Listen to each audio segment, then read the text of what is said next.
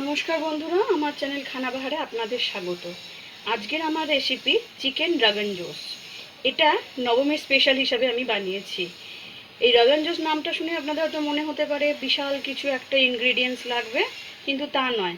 বাড়িতে একদম যে ইনগ্রিডিয়েন্টসগুলো আমাদের সব সময় থাকে সেইটা দিয়ে আমি খুব সহজেই বানিয়ে দেখিয়ে দেবো কিভাবে চিকেন ড্রাগন জোস বানানো যায়। সেটার জন্য আমি নিয়েছি প্রথমে 500 গ্রাম চিকেন। আমি এটাকে ধুয়ে পরিষ্কার করে জল ঝরিয়ে নিয়েছি। চিকেনের সাথে নিয়েছি একটা পেঁয়াজ, বড় মাপের পেঁয়াজ একদম সরু সরু করে কেটে নিয়েছি। এটা আমি বেরেস্তা বানিয়ে দেখাবো কিভাবে বেরেস্তা বানাতে হয়। এখানে একটা বড় মাপের পেঁয়াজ বেটে নিয়েছি, আদা বাটা নিয়েছি, রসুন বাটা নিয়েছি, আর এখানে একটা টমেটো আমি কেটে নিয়েছি 4 টুকরো করে, দুটো ছোট এলাচ, একটা ছোট টুকরো দারচিনি আর 3টে শুকনো লঙ্কা। এই সব কটা জিনিস আমি পেস্ট বানিয়ে নেব। এখানে ফোড়নের জন্য নিয়েছি একটা তেজপাতা, দুটো লবঙ্গ, একটা ছোট্ট দারচিনি, দুটো ছোট এলাচ এবং 4টে মরিচ। এখানে গরম মশলা গুঁড়ো করে নিয়েছি। এখানে নিয়েছি জিরে গুঁড়ো, ধনে গুঁড়ো এবং মৌরি গুঁড়ো। এই সব কটা জিনিস আমি বাড়িতে শিলে গুঁড়ো করে নিয়েছি। আপনারা চাইলে বাজারের গুঁড়ো মশলাও ইউজ করতে পারেন। টক দই 1 বাটির থেকে একটু কম আমি ফেটিয়ে নিয়েছি দইটাকে। টমেটো, 3টে শুকনো লঙ্কা, দুটো ছোট এলাচ এবং একটা দারচিনি, এগুলোকে দিয়ে আমি পেস্ট বানিয়ে নিয়েছি। চিকেন ড্রাগন জোস বানানোর জন্য আমি কড়াইতে তেল গরম করতে দিয়েছি। আমি পুরো রান্নাটা সাদা তেলে করব। আপনারা চাইলে এটা সর্ষের তেলেও করতে পারেন। আমি প্রথমে বেরেস্তা বানিয়ে দেখাবো। কুচনো পেঁয়াজগুলো আমি গরম তেলের মধ্যে দিয়ে দিচ্ছি। যারা প্রথম রান্নাটা করছেন আমার স্টেপগুলো ভালো করে খেয়াল করবেন। আমি প্রথমে বেরেস্তাটা বানিয়ে নিচ্ছি। বেরেস্তাটা বানানোর জন্য পেঁয়াজটা ভাজা বসিয়েছি। পেঁয়াজটা দেখবেন লাল লাল হওয়া পর্যন্ত আমাকে এটা ভাজতে হবে। রান্নাটা খুব ইজি, শুধু আমাদের ইনগ্রেডিয়েন্টস যেগুলো লাগবে সেগুলো কিন্তু প্রথমে তৈরি করে নেবেন, তাহলে কিন্তু খুব সহজেই অতি অল্প সময়ে রান্নাটা হয়ে যাবে। আমার পেঁয়াজগুলো দেখুন লাল লাল করে ভেজে বেরেস্তা হয়ে গেছে। এটা যখন ভাজবেন খুব সাবধানে ভাজবেন যাতে পুড়ে না যায়। খুব গ্যাসের ফ্লেমটাকে বাড়িয়ে দেবেন না, মিডিয়াম ফ্লেমে রেখে এটাকে ভাজবেন। আমি বেরেস্তা ভাজা তেলটার মধ্যেই গোটা মশলা যেগুলো নিয়েছিলাম ফোড়নের জন্য সেগুলো দিয়ে দিলাম। এগুলো একটু ভেজে নেব। মশলাগুলো আমার ভাজা হয়ে গেছে। এরপর বাটা পেঁয়াজটা আমি দিয়ে দিচ্ছি। পেঁয়াজ দিলে সবসময় সামান্য হলেও একটু নুন ছড়িয়ে দেবেন, তাহলে তেলটা আমাদের গায়ে ছিটে আসবে না। 1 টেবিল স্পুন রসুন বাটা দিয়ে দিলাম, 1 টেবিল স্পুন আদা বাটা দিয়ে দিলাম। এই পুজোর সময়তে বাড়িতে যদি সুন্দর এরকম রান্না নবমীর দিনে একটা হয় তাহলে তো কথাই নেই। কারণ এই করোনা পরিস্থিতিতে আমরা কেউই প্রায় হোটেলে বা রেস্টুরেন্টে রান্নাটা খাওয়াটা আমরা পছন্দ করছি না। সেজন্য বাড়িতে হাইজিনিক ওয়েতে যদি আমরা এত সুন্দর একটা হোটেল স্টাইলের রান্না খেতে পারি তাহলে তো খুবই মজা হয়। আমার স্টেপগুলো যারা নতুন রান্না করছেন তারা খুব ভালো করে ফলো করবেন। এবার আমি আগে থেকে বেটে রাখা যে টমেটোর পেস্টটা তৈরি করেছিলাম সেটা দিয়ে দিচ্ছি। এবার এটাকে দিয়েও ভালো করে নাড়তে থাকবো। মশলাকে খুব ভালো করে না কষলে কিন্তু রান্নার টেস্ট আসবে না, সেজন্য মশলাকে আমি সবসময় খুব ভালো করে রান্নার মধ্যে কষে নিই। পেঁয়াজ আদা রসুন যেটা দিয়েছিলাম মশলাটা কষতে, সেটা দেখুন ভাজা ভাজা হয়ে গেছে, তেলটা ছেড়ে দিয়েছে।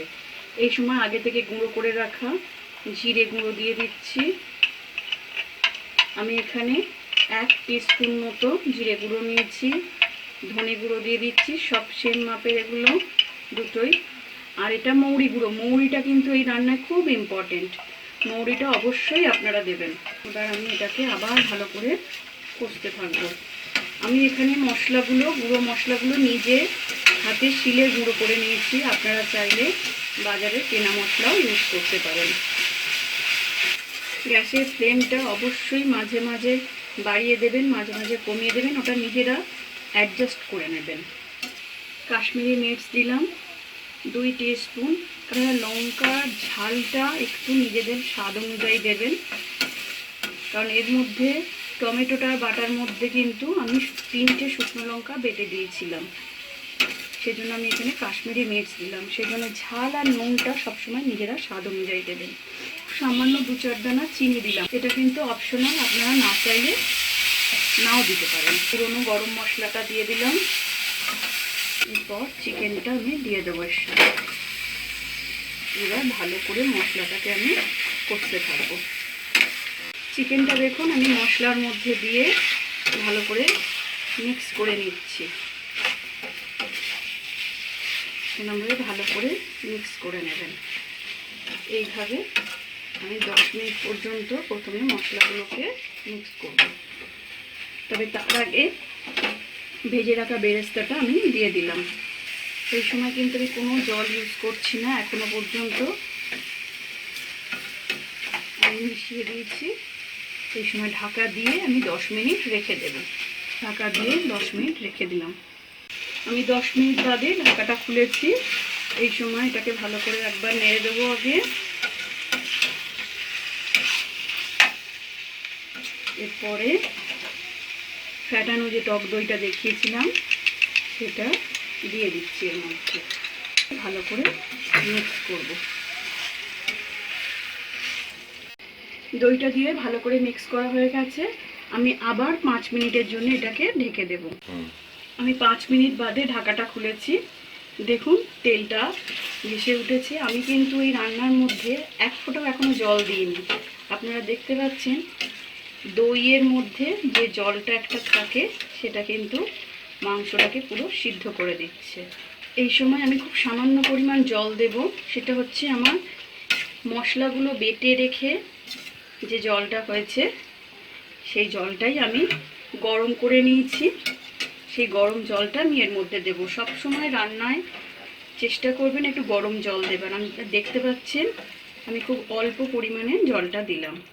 রান্নাটা খুব ইজি, স্টেপগুলো ফলো করলেই আপনারা খুব সহজেই রান্নাটা করতে পারবেন। আমি জলটা দিয়ে ভালো করে নেড়ে দিচ্ছি। এই সময় গ্যাসের ফ্লেমটা একটু বাড়িয়ে দেব। একটু ফুটে ওঠা পর্যন্ত আমি ওয়েট করব। দেখুন জলটা দিয়েছিলাম সেটা ফুটে উঠেছে। এখন অবশ্যই নুন আর ঝালটা একটু টেস্ট করে নেবেন। আবার এটাকে কমিয়ে দিয়ে 10 মিনিটের জন্য রেখে দেব। আমি 5 মিনিট বাদে আবার ঢাকাটা খুলেছি। দেখুন চিকেনগুলো সব সিদ্ধ হয়ে গেছে। আমার রান্নাটা মোটামুটি রেডিও হয়ে গেছে। সময় উপর থেকে আমি একটু সামান্য ঘি দিয়ে দিলাম এবং গ্যাসের ফ্লেমটা বাড়িয়ে দিয়ে এটাকে ভালো করে ফুটিয়ে নেব। আমার রান্নাটা রেডি। এবার আমি এটাকে সার্ভ করব। চিকেন রাগান জোস রেডি এবং আমি এটাকে সার্ভ করে দিয়েছি। আমার এই রান্নাটা যদি আপনাদের ভালো লেগে থাকে এবং পছন্দ হয়ে থাকে তাহলে প্রচুর প্রচুর লাইক করবেন এবং বন্ধুদের সাথে শেয়ার করবেন এবং অবশ্যই আমার চ্যানেলটিকে সাবস্ক্রাইব করবেন এবং নতুন নতুন রান্নার আপডেট পেতে বেল আইকনটাতে অবশ্যই ক্লিক করবেন। আর বাড়িতে আমার মতো করে রান্না করে খেয়ে আমাকে কমেন্টস করে জানাবেন কেমন লাগলো এই রান্নাটা।